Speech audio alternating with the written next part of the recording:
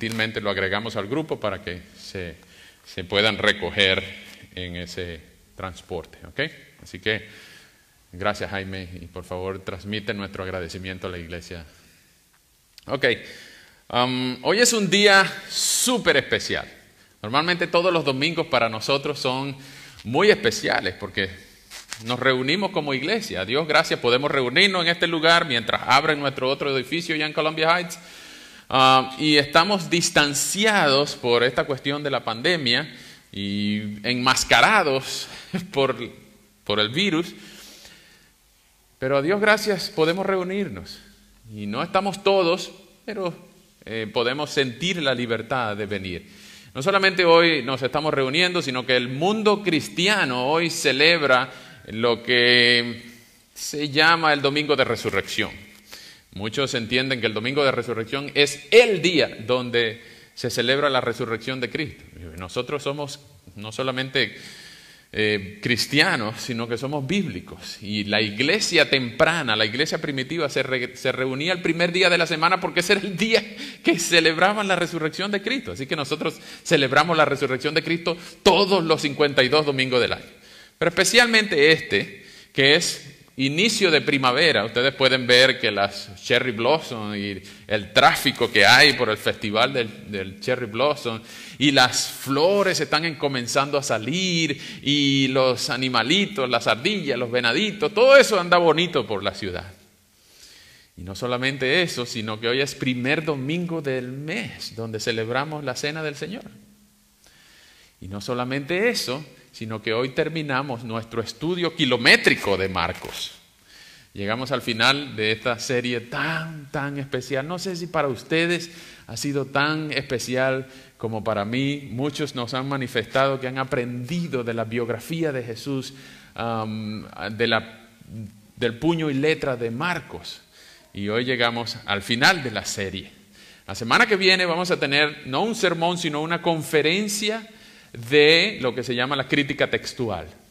Ustedes van a notar que el sermón de hoy llega hasta el versículo 8, capítulo 16, versículo 8, porque los eruditos piensan, los estudiosos, los que más saben, los más acuciosos de los manuscritos griegos tardíos y tempranos, ellos concuerdan en que Marco dejó de escribir en el versículo 8, desde el 9 hasta el 20 fue un agregado tardío. Y eso lo vamos a ver la semana que viene. Y espero yo, en mi oración, que lejos de perder confianza en que la Biblia es inerrante, nuestra confianza en lo que tenemos como palabra de Dios sea renovada, sea incrementada y amemos más al Señor porque nuestra Biblia es fiel al original.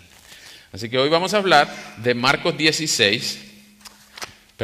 15 del 42 hasta el 16:8. Repito, vengan conmigo por favor a Marcos 15, versículo 42 hasta el 16:8. Vamos a leer la segunda parte de la crucifixión de Cristo, es decir, la sepultura de Cristo, y vamos a leer la resurrección de Cristo. Vamos a dedicar más énfasis, vamos a dedicar más tiempo a la resurrección. Hoy hemos titulado este sermón La importancia de la resurrección de Cristo. La semana pasada vimos la crucifixión, un pasaje bien triste, pero que nos daba esperanza. Imagínense cuando hablamos de la resurrección, que la doctrina fundamental, la columna vertebral del cristianismo es la resurrección. Si algún día alguien demuestra que encontró los fósiles de Cristo, el cristianismo se cae como un castillo de barajas, porque no puede haber cristianismo si no hay resurrección. Pero hoy vamos a leer la segunda parte de la crucifixión, la sepultura de Cristo, y vamos a ver la resurrección de Cristo. Así que vengan conmigo, por favor, Marcos 15, versículo 42. Esto es el viernes de la semana de la Pasión. Al caer la tarde del día de la preparación, es decir, la víspera del día de reposo, José de Arimatea fue y con mucha osadía se presentó ante Pilato para pedirle el cuerpo de Jesús. Este José era un miembro importante del tribunal y también esperaba el reino de Dios. Pilato se sorprendió al saber que Jesús ya había muerto. Así que mandó llamar al centurión y le preguntó si en efecto Jesús ya había muerto. Luego de que el centurión le confirmó la noticia, Pilato entregó a José el cuerpo de Jesús. Y José fue y bajó de la cruz el cuerpo de Jesús, lo envolvió en una sábana que había comprado y lo puso en un sepulcro que estaba cavado en una peña. Luego hizo rodar una piedra para sellar la entrada del sepulcro. Mientras tanto, María Magdalena y María, la madre de José, miraban dónde ponían el cuerpo. Cuando pasó el día de reposo, María Magdalena, María, la madre de Jacobo, y Salomé compraron especias aromáticas para ir a ungir el cuerpo de Jesús. El primer día de la semana, muy temprano, en cuanto salió el sol, fueron al sepulcro. Y unas a otras se decían: ¿quién nos quitará la piedra para entrar al sepulcro? Pero al llegar vieron que la piedra ya había sido removida, a pesar de que era muy grande. Y cuando entraron en el sepulcro, vieron que en el lado derecho estaba sentado un joven vestido con una túnica blanca, y ellas se asustaron. Pero el joven les dijo: no se asusten. Ustedes buscan a Jesús, el Nazareno, el que fue crucificado. Él no está aquí, ha resucitado. Miren el lugar donde lo pusieron. Pero vayan ahora y digan a sus discípulos y a Pedro: Él va delante de ustedes a Galilea. Allí lo verán tal y como les dijo. Y ellas se espantaron y temblando de miedo salieron corriendo del sepulcro. Y era tanto el miedo que tenían que no le dijeron nada a nadie. Wow. Vamos a orar. Señor, muchas gracias por tu palabra. Gracias por toda esta serie que hemos visto durante un poco más de un año, conociendo los detalles de la vida de Jesús. Y hemos aprendido, hemos crecido. Hemos aprendido a amarte por quien eres y por lo que has hecho. Hemos aprendido que tú no viniste para ser servido, sino para servir y para dar tu vida en rescate por muchos. Hemos aprendido lo que tú demandas de nosotros. Hemos aprendido, Señor, que tú tienes cosas buenas para tus hijos y que tú tienes autoridad sobre toda vida, sobre toda la creación, sobre todo demonio, sobre toda enfermedad y sobre la naturaleza y sobre todo el universo. Tú eres Dios y por eso venimos ante ti en esta hora. Hoy, cuando el mundo conmemora la resurrección, aunque ellos no le presten mucha atención durante el resto del año, nosotros queremos, Señor, como todo el año, honrar tu nombre en esta hora y reconocer tus atributos y todas las conquistas de Jesús en la cruz por los que creen. Señor, dependemos de ti hasta para respirar. Y ahora que vamos a hablar de este tema tan importante, rogamos tu dirección. Y si hay alguno aquí que duda, convéncelo. Si hay alguno aquí que está disfrutando su pecado, humíllalo. Si hay alguno que cree, anímalo, Señor, por favor. A todos nosotros, Señor, santifícanos por tu palabra. Tu palabra es verdad. Te necesitamos, Señor, en esta hora. En el nombre de Jesús. Amén. Martín Lutero pronunció respecto a la resurrección una frase muy famosa diciendo que nuestro Señor ha escrito la victoria de la resurrección no solo en las hojas del libro sagrado, sino en las hojas de cada árbol en primavera. Porque en primavera vemos que la naturaleza como que vuelve a la vida. Las flores, los animales, los ríos y todo vuelve a la vida después de haber estado congelado como muerto por meses. Y justamente en estos días vemos con los cherry blossom de la ciudad y con los cherry blossom de aquí de la embajada japonesa y con toda esta abundancia de flores, de insectos, de animalitos, de cosas bonitas, podemos darnos cuenta que de verdad Dios ha creado la naturaleza, cómo explica la revelación progresiva, cómo la misma naturaleza explica lo que la palabra llama resurrección. Hoy vamos a ver que para poder resucitar hace falta haber muerto. Por eso tenemos este pasaje dividido en dos. la sepultura y la resurrección de Jesús. Vemos que Jesús murió en la cruz y desde las 12 hasta las 3 de la tarde, mucho más largo que cualquier eclipse solar, para que no digan, mucho más largo que cualquier fenómeno lunar, desde las 12 del mediodía a las 3 de la tarde de aquel viernes hubo plena oscuridad. Cuando Jesús murió a las 3 de la tarde, a la hora que sacrifican los corderos, se rasgó el velo del templo de arriba abajo.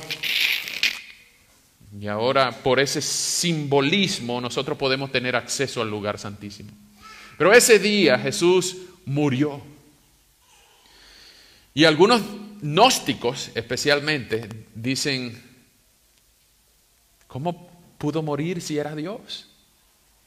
Y muchos aún piensan, ¿cómo pudo morir si era Dios? Y si era Dios, no pudo morir. Y si murió, no era Dios. De hecho, algunos han fabricado teorías para desmentir la resurrección. Se han creado al menos 10 teorías para desmentir el evento histórico de la resurrección, que nadie puede negar. Y ya les voy a decir por qué. La resurrección es un evento histórico comprobado. No en vano, cuando usted escribe la fecha de sus cheques, de sus diarios, o compra el periódico, o registra algo, usted pone la fecha del día, y cuando pone el año, usted está poniendo año 2021 después de Cristo. Porque desde la antigüedad, desde mucho antes de Cristo, los años eran contados por el año del rey que estaba en ejercicio. Ustedes pueden ver, por ejemplo, en Isaías 6, que Isaías dice, en el año que murió el rey Usías, ese era el final de los años de Usías. Y en el año 10º del rey tal, en el año 25º del rey tal, porque los reyes eran los que marcaban la pauta de los años. Pero como estamos en el año 2021, después de Cristo, es porque no ha venido ningún otro rey que lo quite de donde él le toca su sitial de honor, por no solamente ser el rey de reyes, sino también el señor de los señores. Entonces estamos viviendo en el año 2021 y es irrefutable, no solamente para los que usan el calendario gregoriano, sino también para los que usan el calendario juliano. Para los que usan el calendario judío, no. Y para los que usan el calendario chino y cualquier otro calendario tampoco.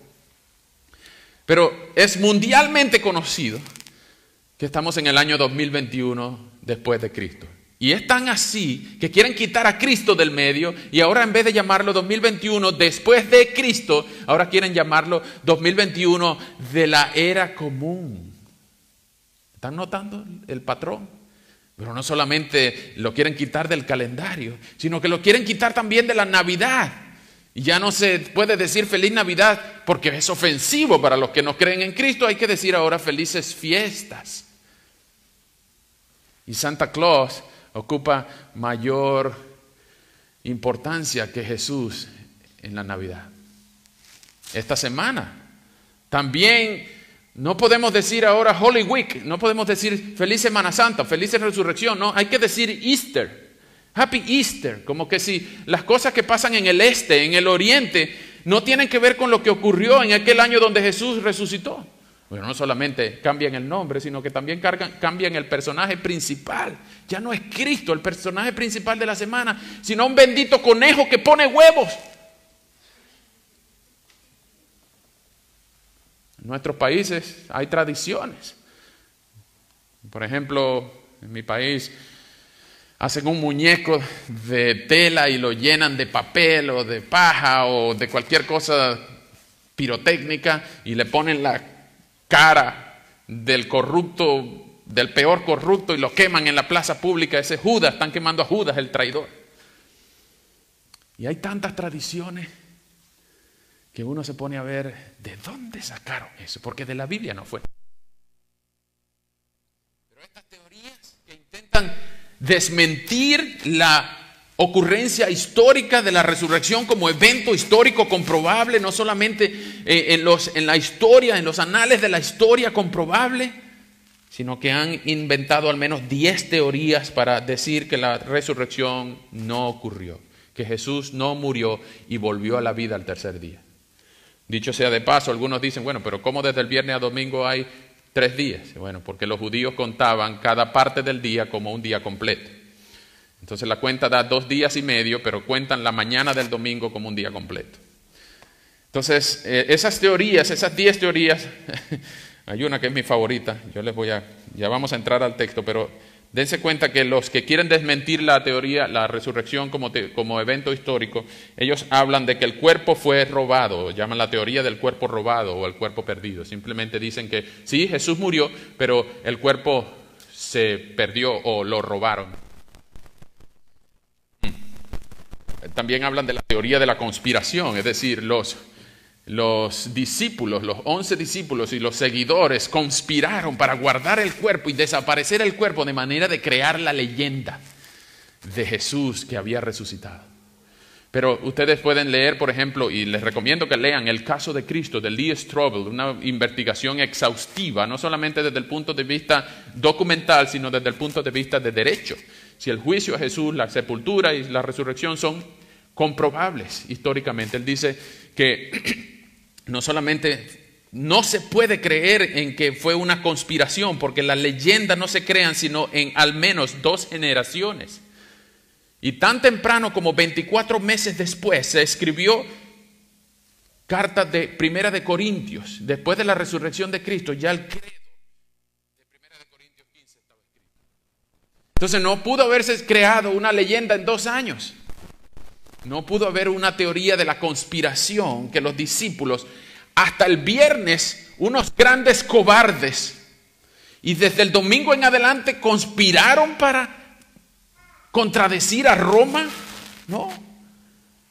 Vemos que los discípulos estuvieron dispuestos a morir y de la noche a la mañana ellos fueron unos mártires de la fe y estuvieron dispuestos a decir: córtame la cabeza si es necesario, pero no voy a dejar de enseñar en el nombre de Jesús. Y salieron del Sanedrín gozosos de haber sido tomados por dignos de sufrir por la causa de Cristo. Wow. ¿Qué les pasó? Que vieron al Cristo resucitado. La conspiración no tiene sentido. Esta es mi favorita, la teoría del hermano gemelo. Dicen que sí, Jesús murió, pero ese no era él, era un hermano gemelo. Que en ninguna parte de la Biblia, ni María, ni José, ni nadie lo conocía, pero él tenía un hermano que se parecía igualito. Eso lo llaman también la teoría de la impersonation, o de la... que lo estaban imitando, una persona que lo estaba imitando, uno igualito. También está la teoría de la alucinación o de la hipnosis, o bien muy conocido como la Swoon, la teoría Swoon. Dice que Jesús lo que hizo fue hipnotizar a las personas que lo vieron. No Jesús, porque ellos dicen que Jesús no resucitó. Otros hipnotizaron a Jesús para decir que habían visto al Cristo resucitado. Pero hay un problema con esa teoría. Las alucinaciones colectivas no existen. Y 1 Corintios 15 dice que Jesús se le apareció a más de 500 personas a la vez, y la suma total de las personas que vieron al Cristo resucitado suma más de 515 en un periodo de aproximadamente 40 días en lugares diferentes. Entonces las alucinaciones colectivas no existen. No puede ser que más de 500 personas estén alucinando con lo mismo, ni que hayan sido hipnotizadas por la misma persona porque estaban en lugares diferentes. Y la teoría, la última teoría, bueno, la teoría del desmayo, es decir, Jesús no murió, sino que se hizo el muerto. Se desmayó. Pero hay un problema con esa teoría. Primero, la tumba está vacía. Y segundo, los romanos eran expertos asesinos. El texto dice que le metieron una lanza en el costado. Y el centurión romano, que no era primera vez que crucificaba a alguien, que era experto crucificando, dijo: verdaderamente este hombre era el Hijo de Dios, porque estaba muerto. Le dijeron a Pilato: está muerto, baja el cuerpo, José, porque está muerto. No estaba desmayado. Él no podía decir: no, estaba muerto, estaba de parranda. No, él estaba muerto. Y muerto. Porque si no hubiera muerto, ¿cómo hubiera pagado tus pecados? ¿No dice Romanos 6 que la paga del pecado es el desmayo? No, la paga del pecado es muerte. Entonces la teoría del desmayo no tiene ni siquiera un poquito de validez. Otros hablan de la teoría de la tumba incorrecta, o de la tumba desconocida, o la tumba de la teoría de la resurrección espiritual. Hay un montón de teorías que intentan desmentir que Jesús vivió una vida perfecta, murió una muerte horrorosa y sustituta, pero que resucitó de la tumba fría y aún vive. Pero hay un problema con todas esas teorías, un problema en común. La tumba está vacía. La tumba está vacía. Y podrán decir lo que sea, podrán demostrar lo que sea, podrán jugar a hacer lo que sea, pero jamás podrán contradecir la tumba vacía. Es el grito de victoria, dice Leon Morris, es el grito de victoria desde la eternidad hasta la eternidad, que nunca jamás podrán llenar la tumba con Cristo otra vez, porque ni la muerte pudo retenerlo. Así que, volviendo a nuestro texto, vemos que la mitad del texto es la sepultura de Jesús y vemos varios nombres allí. Vamos a ver 2 puntos, la importancia de la sepultura y la importancia de la resurrección. Vamos a dedicar más tiempo a la importancia de la resurrección, pero ya ustedes ven que al final del capítulo 15 hay varios nombres. Al principio del capítulo 16 hay varios nombres. ¿Por qué están esos nombres allí? Precisamente porque nuestra fe en el Cristo resucitado es un hecho comprobable. Nosotros no tenemos una fe ciega.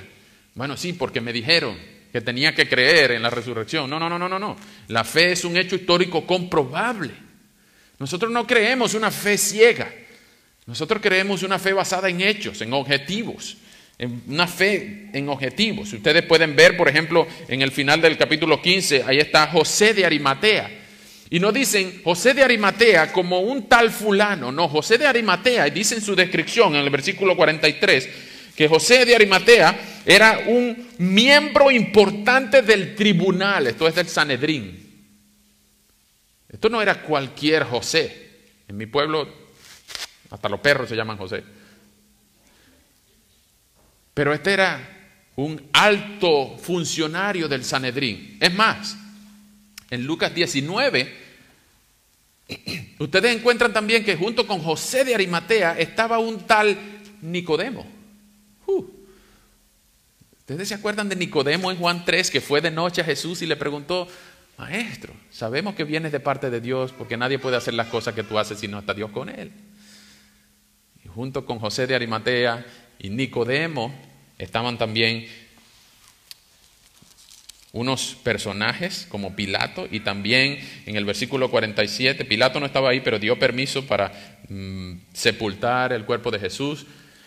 En el versículo 47 ustedes ven a María Magdalena, María la madre de José, y en el versículo 1 del capítulo 16, otra vez María Magdalena, 2 días después, ese es el día de reposo, es decir, el primer día de la semana, cuando pasó el día de reposo, el primer día de la semana, lo que sería para nosotros hoy un domingo. Aquellos días no se llamaban sábado y domingo, pero cuando pasó el día de reposo, esto es el primer día de la semana, estaba María Magdalena, María la madre de Jacobo y Salomé, 3 mujeres que estaban preparando las especies aromáticas para echársela al cuerpo, para que no se descompusiera tan rápido y no oliera tan feo. Pero ellas mismas dijeron: bueno, ¿y quién nos va a abrir la tumba? Y resulta que la tumba estaba vacía, la piedra estaba movida. Pero antes de llegar a la resurrección, es necesario que notemos algo importante en la sepultura de Jesús. José de Arimatea es un personaje históricamente comprobable. Flavio Josefo da cuenta de la relación que tenía José de Arimatea con el tribunal, y era un empresario que en nombre de los fariseos y de los judíos hacía negocios con Roma. Es decir, este no era un hombre cualquiera, no era un hombre del vulgo, sino que era un hombre que se encargaba de cosas importantes, y la cosa más importante de que él jamás se pudo haber encargado es de la sepultura de Jesús.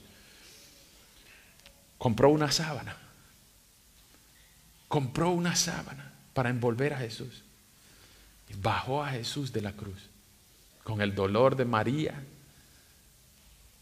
Lo llevaron, y sin honores, sin fanfarria, sin despedida, envolvieron a Jesús en aquella sábana que Juan dice que estaba dobladita cuando estaba resucitada. en aquel famoso sudario de Turín que muchos le prenden velas. Esa sábana que compró José, envolvieron a Jesús y así sin más, apurados porque ya llegaban las 6 de la tarde y comenzaba el día de reposo, metieron a Jesús en un sepulcro cavado en piedra. Es decir, que tenía una sola entrada. No tenía una parte de atrás, una puerta por la parte de atrás. No, era cavado en piedra. Y noten que los detalles están hechos de manera que no se escape ningún detalle y que no vengan los romanos, como pasa en el Evangelio de Juan y en Mateo, a querer decir que fueron sobornados, que Caifás sobornó a algunos soldados para que dijeran que los discípulos habían venido a robar el cuerpo. Pero la sepultura de Jesús fue sin honores, sin grandes fanfarrias como cualquier rey hoy se pudiera jactar de decir. Una llama ardiente, unos días de duelo o la bienvenida de dignatarios y representantes de otros países. La sepultura de Jesús pasó así nomás, por debajo de la mesa. Pero recuerden, sus discípulos estaban desbandados, estaban huyendo. Pedro recién lo había negado, Judas recién se había colgado. Todos los discípulos se habían regado por todos lados. Ahora solo quedaban las mujeres. Solo quedaban las mujeres. Y ese es el primer punto.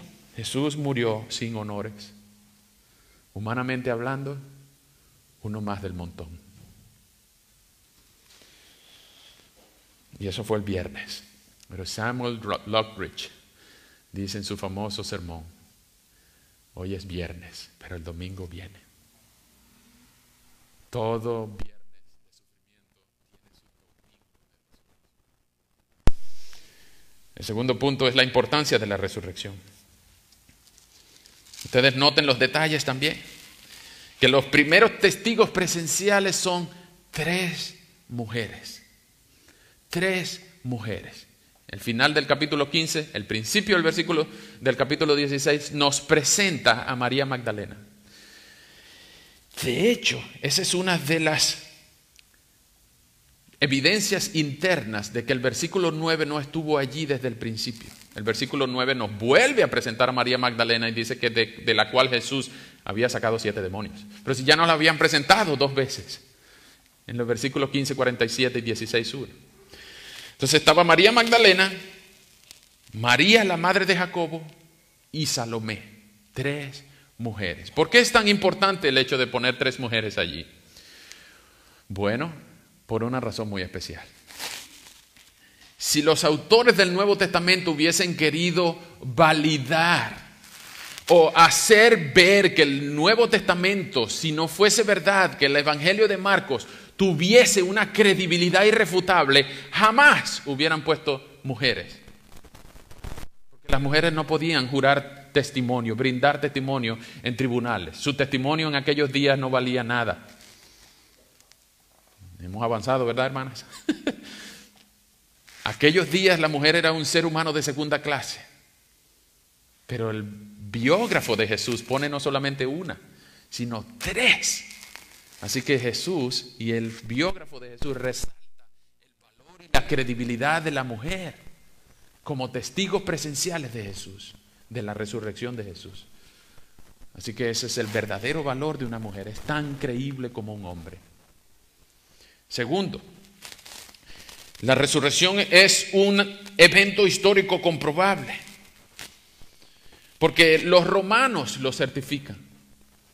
Historiadores romanos, historiadores judíos dan cuenta de que Jesús murió y de que algo pasó, que al tercer día no estaba donde debía estar. Y la resurrección es el evento más importante en la historia de la humanidad. Nada se compara. Nada se compara con la resurrección de Cristo.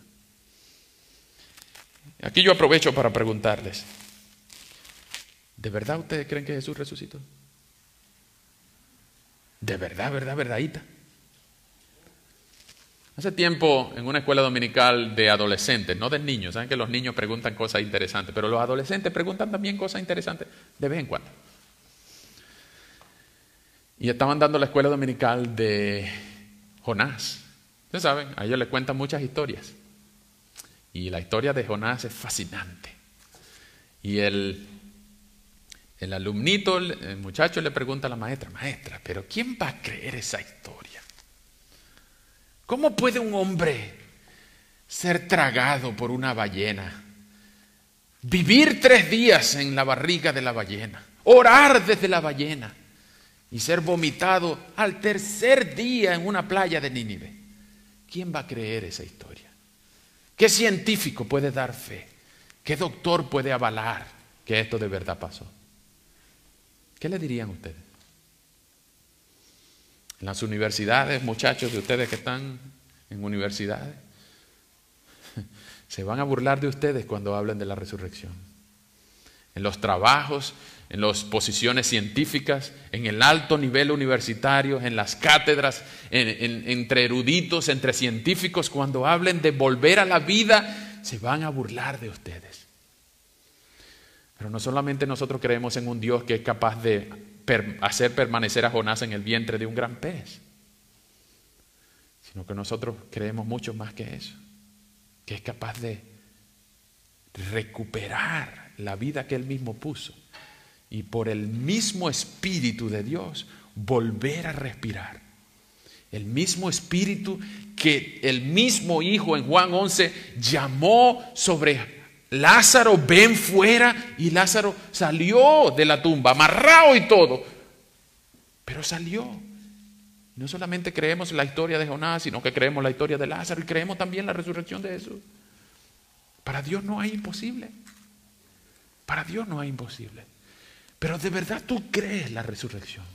De verdad tú crees que Jesús no solamente resucitó, sino que resucitó con el mismo cuerpo que tenía las marcas que le dijo a Tomás, mete tu mano en el costado, en los pies, en las manos, en la frente. El mismo cuerpo que tenía, pero ahora era un cuerpo glorificado que podía traspasar paredes, que podía ascender, que podía desaparecer y volver a aparecer en otro lado. Era un cuerpo glorificado, el mismo que vas a tener tú cuando resucites. Pero ¿de verdad tú crees eso?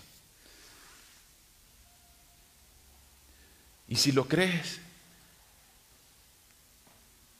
¿cómo marca eso tu vida? ¿Cómo informa la resurrección de Cristo a tus decisiones diarias, a tu fe diaria? ¿Qué implica que Cristo haya resucitado y ahora tú lo llames Señor?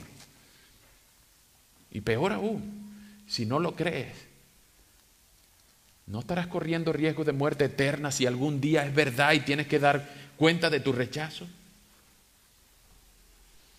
Vengan conmigo, por favor, a 5 puntos muy importantes. Primero, la resurrección de Cristo garantiza la victoria de Dios. En 1 Corintios 15, Pablo detalla y refuta vehementemente todas las razones por las cuales tenemos que creer que Cristo resucitó de entre los muertos. Yo quisiera que ustedes leyesen en sus casas todo el capítulo 15 de 1 Corintios. Pero esto es una iglesia conflictiva. Y yo voy a leer desde el 1 hasta el 11 y voy a leer desde el 1 hasta el 23 y desde el 51 al 58.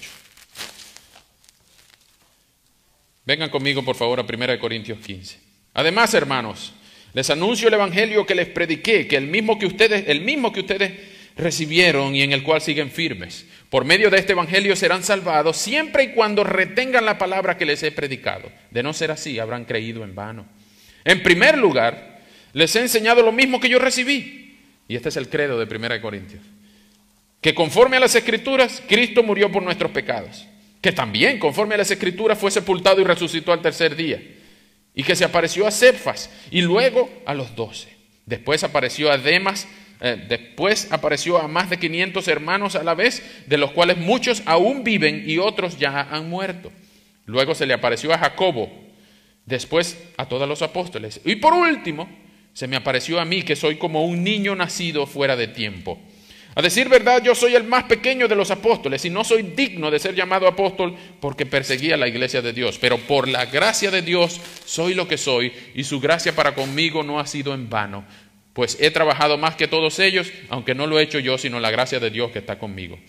Pero ya sea que lo haga yo o que lo hagan ellos, esto es lo que predicamos y es lo que ustedes han creído. Pero si se predica que Cristo ha resucitado de entre los muertos, ¿cómo es que algunos de ustedes dicen que los muertos no resucitan? Porque si los muertos no resucitan, tampoco Cristo resucitó. Y si Cristo no resucitó, nuestra predicación no tiene sentido y tampoco tiene sentido la fe de ustedes. Entonces resultaríamos testigos falsos de Dios por haber testificado que Dios resucitó a Cristo, lo cual no habría sucedido si en verdad los muertos no resucitan. Porque si los muertos no resucitan, tampoco Cristo resucitó. Y si Cristo no resucitó, la fe de ustedes no tiene sentido y ustedes todavía están en sus pecados. En tal caso, también los que murieron en Cristo están perdidos. Y si nuestra esperanza en Cristo fuera únicamente para esta vida, seríamos los más desdichados de todos los hombres. Pero el hecho es que Cristo ha resucitado de entre los muertos como primicia de los que murieron, porque así como la muerte vino por medio de un solo hombre, también por medio de un solo hombre vino la resurrección de los muertos. Vamos al 51, vengan conmigo al 51, por favor. Desde el 50, 51. Presten atención, que les voy a contar un misterio. No todos moriremos, pero todos seremos transformados en un instante, en un abrir y cerrar de ojos. Y cuando suene la trompeta final, pues la trompeta sonará y los muertos serán resucitados incorruptibles y nosotros seremos transformados. Porque es necesario que lo corruptible se vista de incorrupción y lo mortal se vista de inmortalidad. Y cuando esto, que es corruptible, se haya vestido de incorrupción y esto, que es mortal, se haya vestido de inmortalidad, entonces se cumplirá la palabra escrita: devorada será la muerte por la victoria. ¿Dónde está, oh muerte, tu aguijón? ¿Dónde, oh sepulcro, tu victoria? Porque el pecado es el aguijón de la muerte y la ley es la que da poder al pecado. Pero gracias sean dadas a Dios de que nos da la victoria por medio de nuestro Señor Jesucristo. Wow. Entonces, ya en los días de Pablo había gente que no creía en la resurrección. Y ojo, la resurrección se diferencia de la reencarnación. Los cristianos no podemos creer en la reencarnación. Porque hay un versículo en Hebreos que dice que está establecido para los hombres que mueran una sola vez y después de esto, el juicio. Es decir, que no confíen que tú vas a tener otra oportunidad. O no confíen que si tú te portas bien, tú vas a reencarnar en qué sé yo, en un caballo, una tortuga, no sé en qué. No. Si ya tú viviste con tu alma humana, con este cuerpo humano, ya tú no vas a tener una segunda oportunidad. O si te portas bien vas a ascender, o si te portas mal vas a retroceder. No, olvídate de eso. Los budistas creen en eso, los hinduistas creen en eso, pero los cristianos no podemos creer en la reencarnación. Lo que sí podemos creer es en la resurrección de los redimidos y de los impenitentes. Los redimidos irán al cielo y los impenitentes irán al infierno. Punto. Y eso quiere decir que la conciencia sigue después de la muerte, para el lugar de descanso eterno o para el lugar del tormento eterno. Entonces, vemos que la resurrección de Cristo garantiza la victoria de Dios. Cuando Jesús resucitó, Dios estaba sellando con acepto ese sacrificio como suficiente pago por tus pecados. La muerte de Jesús pagó por tus pecados, pero su resurrección garantiza la victoria de Dios. ¿Ustedes se imaginan que Jesús hubiera, ok, yo voy a morir por ti, y ya morí por ti, punto? Y, ok, fue un hombre más. Peor aún, fue un mentiroso, porque él dijo que iba a resucitar. Y si no resucitó, Jesús es un mentiroso. Entonces no podemos creer en un Jesús que dijo que iba a resucitar y no resucitó. No podemos confiar en que Él iba a morir por nuestro pecado si no resucitó. La resurrección de Cristo garantiza la victoria de Dios. La resurrección es el grito más poderoso en el universo que resuena. Satisfecha ha sido la ira de Dios. Consumado es. Segundo, la resurrección de Cristo garantiza tu nueva vida en Cristo. Vengan conmigo por favor a Primera de Pedro 1:3. Pedro, escribiéndole a los expatriados, le dedica esta introducción.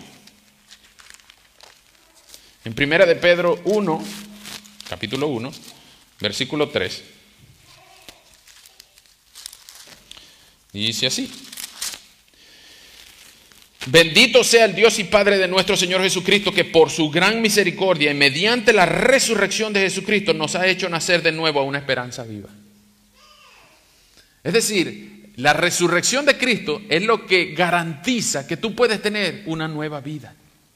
Si Jesús no hubiera resucitado, tú no pudieras tener nueva vida. 2 Corintios 5:17 dice que todos aquellos que están en Cristo son nuevas criaturas. Lo viejo ha pasado, ya ahora todas las cosas son hechas nuevas. Si Jesús no hubiera resucitado, tú no pudieras recitar ese versículo. Tú no puedes confiar en que tú tienes nueva vida si Jesús no resucitó. Pero como Jesús sí resucitó, entonces puedes decir: yo soy transformado. Yo soy una nueva criatura, ahora tengo fuerza, capacidad, el Espíritu mora dentro de mí para ayudarme a vivir una novedad de vida. Ahora el Espíritu mismo me redarguye desde adentro, no aquí desde un angelito que me susurra al oído, no, desde adentro. No hagas eso, no digas eso, arrepiéntete, pide perdón, porque el Espíritu vive en los creyentes y desde ahí gobierna la vida.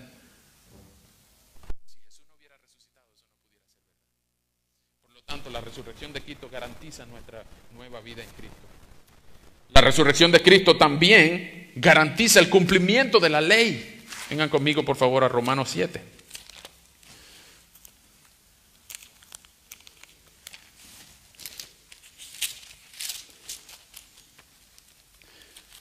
Romanos 7, versículo 6.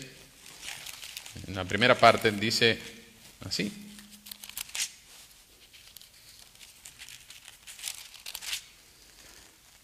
Pero ahora que hemos muerto a su dominio, es decir, de la ley, estamos libres de la ley y de ese modo podemos servir en la vida nueva del Espíritu y no bajo el viejo régimen de la letra. Es decir, que tú y yo no tenemos que cumplir la ley al pie de la letra. Eso no quiere decir que ahora tú vas a decir: bueno, yo no tengo que cumplir los mandamientos, ahora voy a vivir mi vida como me provoca, o el evangelio de Frank Sinatra que dice: yo voy a vivir a mi manera. No, nosotros tenemos que buscar las fuerzas de Dios para santificarnos cada vez más y no ofender a Dios con lo que decimos, hacemos o pensamos. Pero eso no quiere decir que nosotros somos salvos por cumplir la ley. ¿Por qué? En este mismo capítulo dice que nadie ha sido salvo jamás por cumplir la ley. ¿Por qué? Porque nadie puede cumplir la ley. La ley fue hecha justamente para que nadie pueda cumplirla, solo Cristo. Y en Cristo es que nosotros podemos cumplir la ley. ¿Se acuerdan cuando ustedes jugaban en las escondidas? No me digan que no se acuerdan. Cuando uno jugaba a las escondidas, había una base, normalmente era la puerta o una columna o algo de eso. Era una base. Y había uno que contaba. 1, 2, 3, 4, 5. ¡Ya! ¡No! Y aquellos corriendo a esconderse, que se escondían por allá y se escondían y se escondían. Y el que más suerte tenía se escondía bien, y el que menos suerte tenía no se escondía muy bien. Pero este que decía ¡ya! Y aquellos decían ¡sí! Y salía a ver dónde estaban. Y allá había Juancito, y venía corriendo a la base y decía 1, 2, 3 Juancito. O si Juancito venía corriendo primero, él decía 1, 2, 3 por mí. ¿Se acuerdan? Pues no me digan que no se acuerdan. Pero el que era más bondadoso se metía y se escondía del que estaba contando, y mientras el contador andaba por allá venía el bondadoso y tocaba la base y decía que 1, 2, 3 por todos, y que el contador decía: tengo que contar otra vez. Eso fue exactamente lo que hizo Jesús. Él no se escondió, no, él tampoco contó, él no era el contador.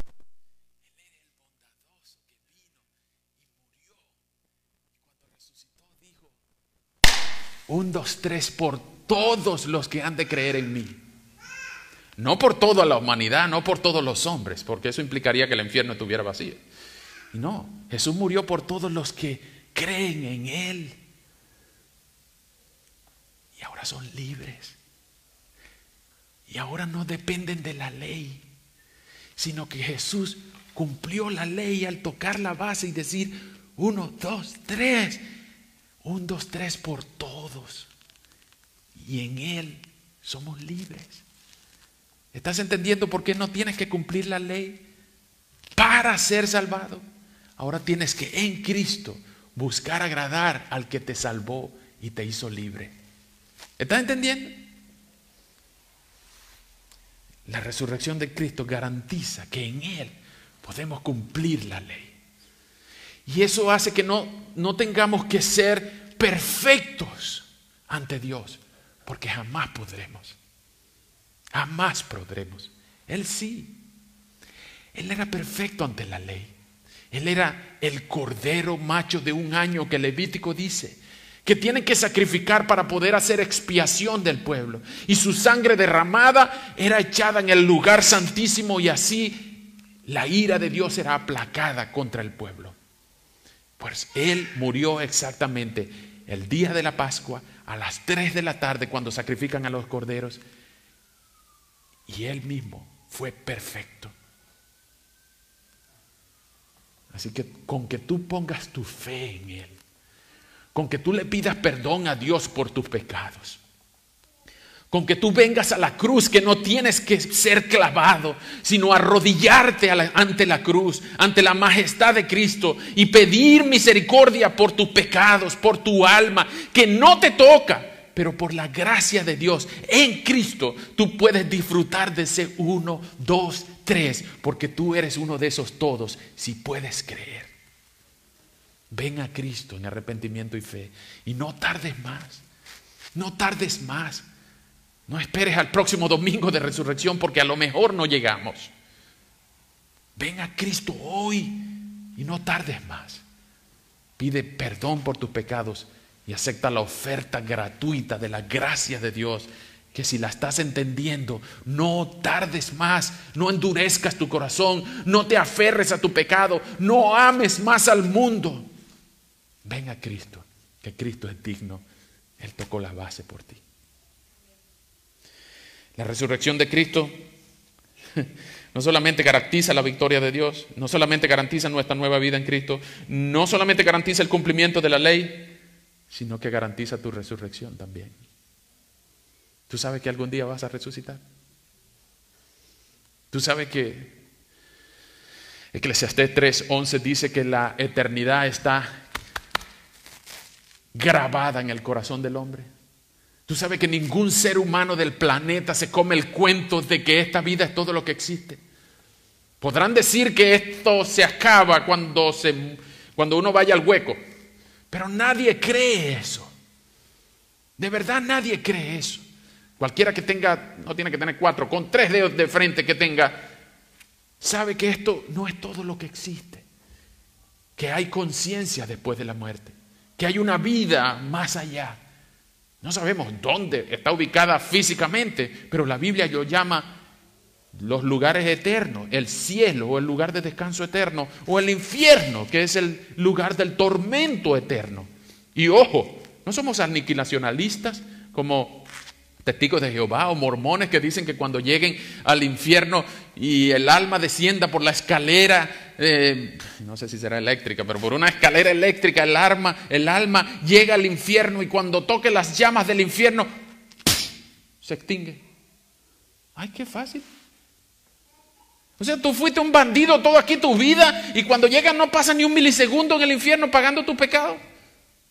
No es un milisegundo.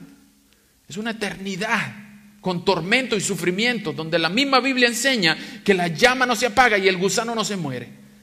¿Cómo es que algunos piensan que el alma se va a extinguir apenas como Terminator cuando se hunde en la lava? No, Es tormento eterno. Y esto no lo digo para asustarte. Aunque si te asusta está bien. Pero no lo digo para asustarte. Lo digo para advertirte. Tú no tienes que llegar allá porque ya tienes la información necesaria. Ven a Cristo en arrepentimiento y fe. Que Jesús en la cruz sea el recuerdo de tu sustitución, tu cordero. No tienes que llegar allá. Porque cuando llegues allá no vas a poder decir que no sabías. Pero también Jesús garantiza tu resurrección.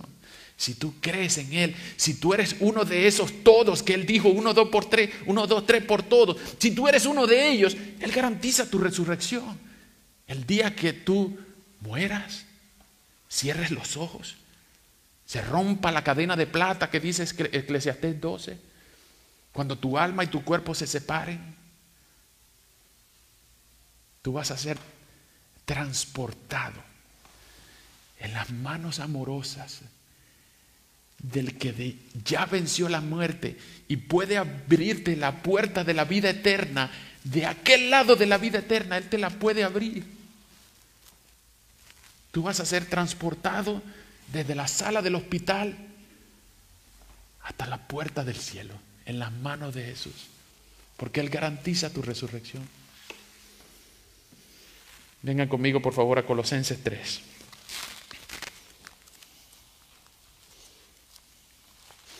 En Filipenses 13 nos dice claramente que nuestra vida está escondida con Cristo. Vean lo que dice Colosenses 3, del 1 al 3.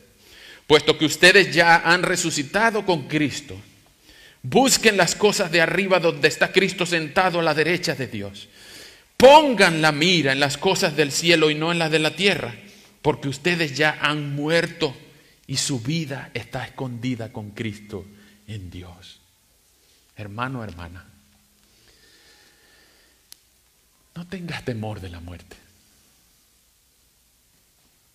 Una de las grandes evidencias de la que las teorías de la resurrección son todas falsas, de la que las teorías en contra de la resurrección son todas falsas, es el ánimo que de la noche a la mañana cobraron los discípulos, que hasta el viernes eran unos cobardes, pero desde que vieron al Cristo resucitado, ellos dijeron: wow, Él tiene poder sobre la vida y sobre la muerte.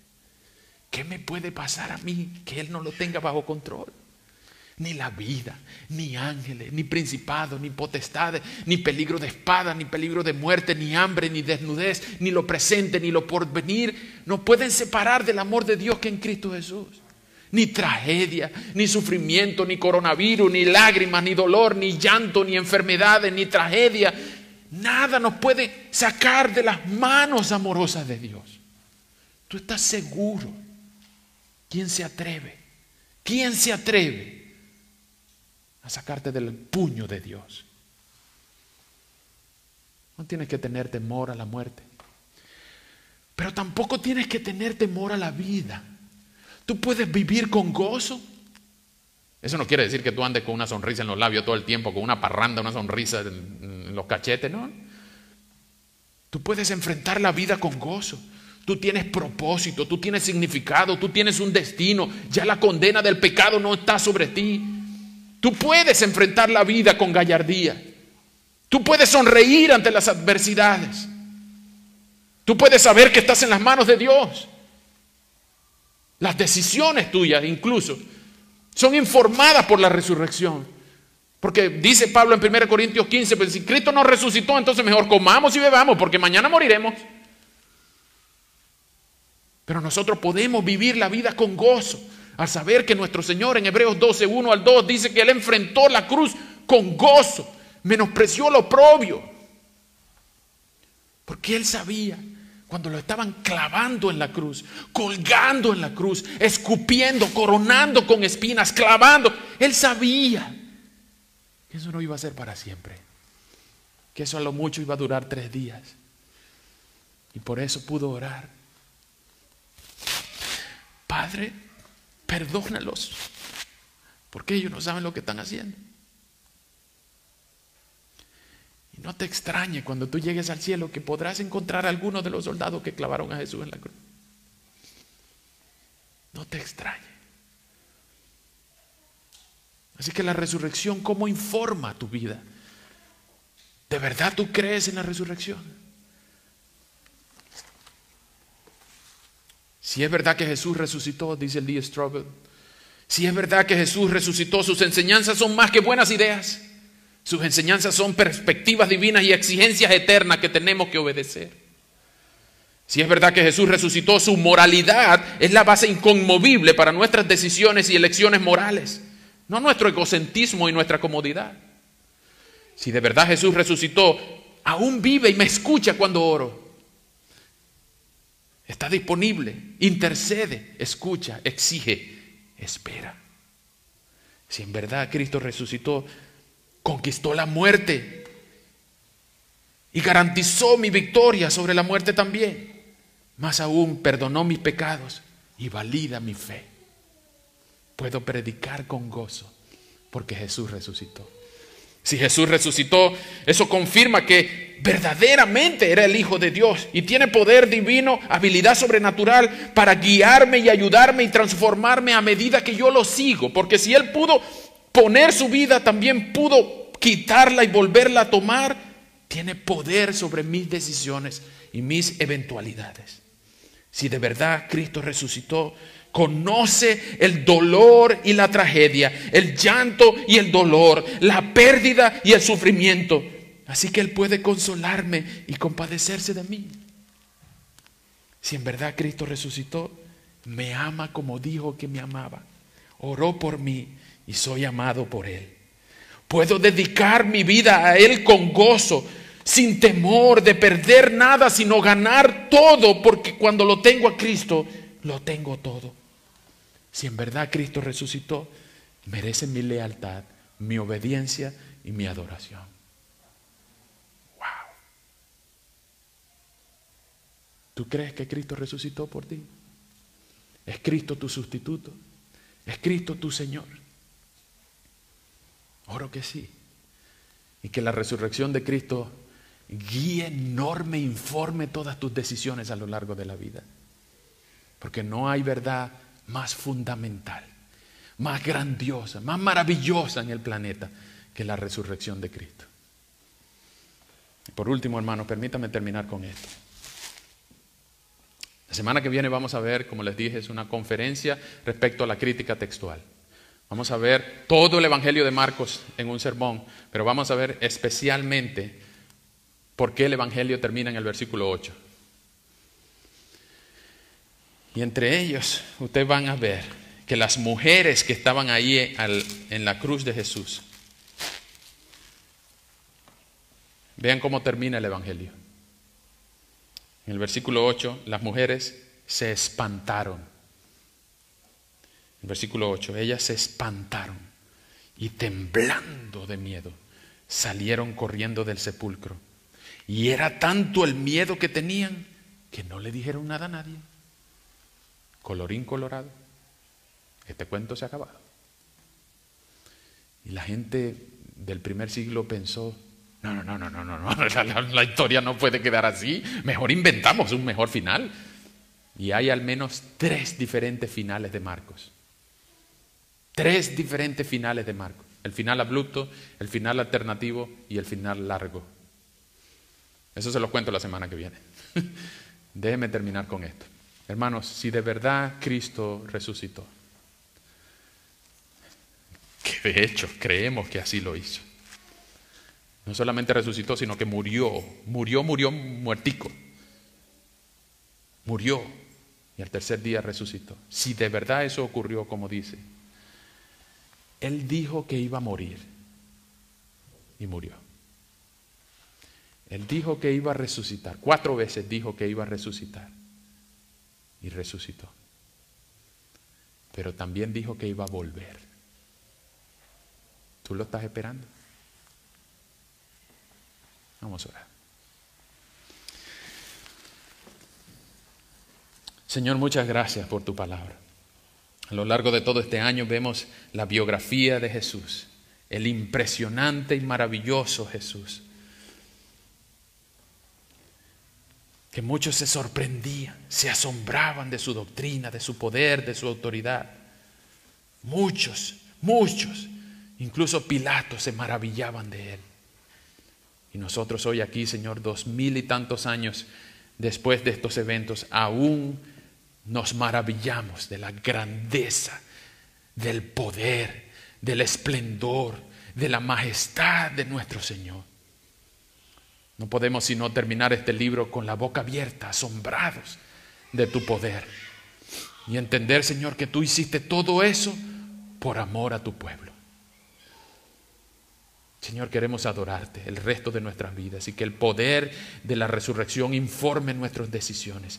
Sobre todo, Señor, sabiendo que el mismo Espíritu que levantó a Cristo de los muertos mora dentro de los creyentes.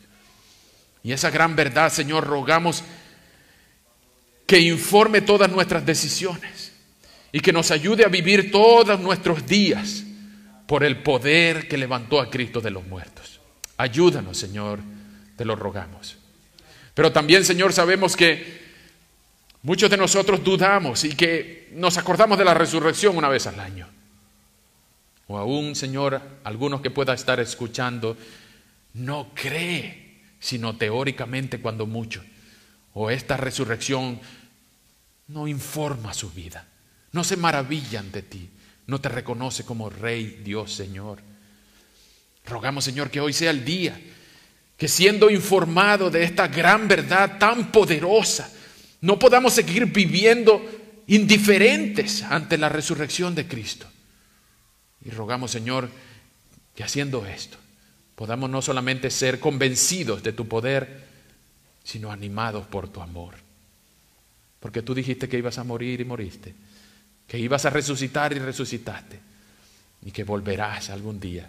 Te estamos esperando, Señor. Ven pronto, Señor Jesús. En el nombre de Jesús, el resucitado. Amén. Que Dios les bendiga, hermanos.